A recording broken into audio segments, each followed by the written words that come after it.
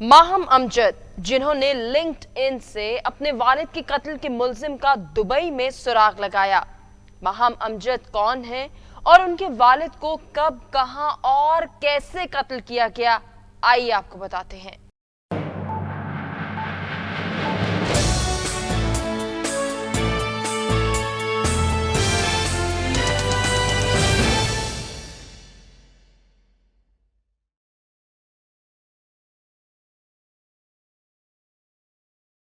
अस्सलाम वालेकुम नाज़रीन, मैं हूं हुमा अरसलान और आप देख रहे हैं between the lines.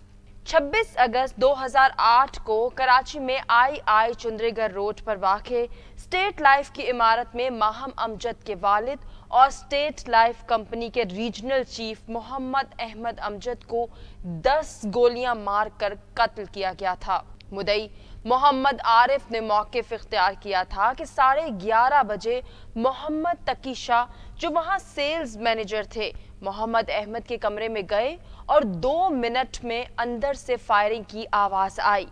Mohammad Arif के मुताबिक वो फोन छोड़कर कमरे में गए तो तकी शाह पिस्तौल लेकर बाहर निकले और मोहम्मद अहमद अमजद को गोलियां लगी हुई थीं, जिससे उनकी हलाकत हुई। पुलिस की तफ्तीश से पता चलता है कि मोहम्मद अमजद मुल्जिम के खिलाफ इंक्वायरी कर रहे थे, जबकि वो अपने हुकाम बाला को उनकी कारकर्दगी और रवैये की तहरीरी तौर पर आगाही दे चुके थे और ये भी बताया था कि मुल्जिम उनका ताक़ुब कर रहा है। माहम अमजद बताती हैं कि जब उनके वालिद को बेदर्दी से कत्ल किया गया तो उस वक्त उनकी उम्र 15 बरस और उनकी बहन 19 साल की थी। वालिदा ने स्टेट लाइफ के हुकाम को मुतादिद दरख्वास्तें भेजी, लेकिन उन्होंने कोई जवाब नहीं दिया। हमें डराया जाता था कि हमको भी नुकसान पहुंचाया जा सकता है। इसके बाद वालिदा हमें लाहौर ले गई, जहां हमारी कोई शनाख्त नहीं थी। इस केस में अदालत ने मोहम्मद तकी शाह के नाकाबिले जमानत वारंट गिरफ्तारी जारी किए, लेकिन उस वक्त तक वो मुल्क छोड़कर फरार हो चुका था।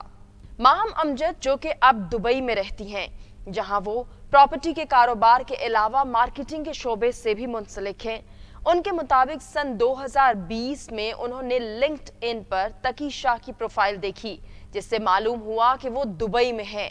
उनकी मुलाजमत की तफसीलात में स्टेट लाइफ तहरीर था।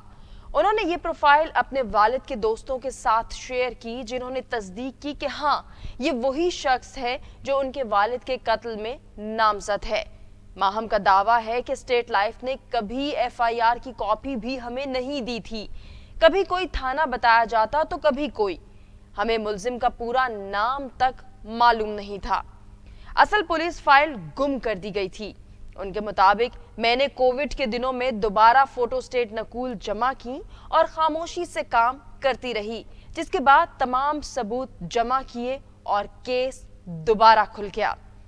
माहम अमजद ने गुज़श्ता साल 6 अक्टूबर को ट्विटर और इंस्टाग्राम पर अपना वीडियो पैगाम जारी किया, जिसमें उन्होंने अपने वालिद के इंसाफ के लिए मदद की अपील की, जिसमें उन्हें कई अफराद ने कानूनी मदद फराहम करने की भी पेशकश की। इसके बाद उनके फैंस और कई सियासतदानों ने उनकी हिमायत में आवाज भी उठाई। उनके मुताबिक रद्द-ए-अमल में मुल्जिम ने एक वीडियो भी जारी की, जिसमें धमकाया गया और मेरी किरदार कुशी की गई और वालिद पर इल्जाम भी आयद किए, जिस पर मैंने उनके खिलाफ मुजरिमाना मुकदमा दर्ज कराया और उसके बाद उसको गिरफ्तार किया गया और वो दुबई से बाहर नहीं जा सकता था। माहम अमजद ने दोबारा ट्विटर पर पोस्ट लगाई, जिसमें उन्होंने पाकिस्तान के वजीर खारजा बिलावल भुट्टो जरदारी से मुखातिब होकर कहा कि 14 साल 4 माह 29 दिन बाद उनकी कोशिशों से उनके वालिद का कातिल मुत्तहिदा अरब अमारात में गिरफ्तार हो गया। माहम अमजद ने ट्विटर पर पैगाम शेयर किया कि उनकी पाकिस्तान के सफीर से मुलाकात हुई है, उन्हें मुकम्मल ताउन का यकीन दिलाया और बताया कि हवालगी की फाइलें मुत्तहिदा अरब अमारात पहुंच गई हैं। माहम अमजद अपनी दर्द भरी कहानी सुनाते हुए कहती हैं कि ये कोई आम कत्ल नहीं था, ये सरकारी दफ्तर में एक सरकारी अफसर का कत्ल था। स्टेट लाइफ की जो मुहिम है, ए खुदा मेरे अब्बू सलामत रहें, ने 15 साल मुझे डराया। मैं सो नहीं सकती थी। नादरा ने मुल्जिम का शनाख्ती कार्ड और पासपोर्ट तक ब्लॉक नहीं किया, ये क्यों हुआ? माहम अब मुलजिम को पाकिस्तानी हुकाम के हवाले करवाना चाहती हैं ताकि मुलजिम पर पाकिस्तान में मुकदमा चले। अब माहम अमजद को कत्ल की धमकियां मिलने लगी। धमकियां मिलने के बावजूद माहम अमजद इंसाफ के हुसूल के लिए पुरज़्म है। उनका कहना था कि अब ये सबक सीखा है कि हर केस खुद लड़ना होता है और उसकी पैरवी करनी होती है, तब उसके नताइज आते हैं। इस तरह की मजीद वीडियोस देखने के लिए हमारे चैनल को सब्सक्राइब करें।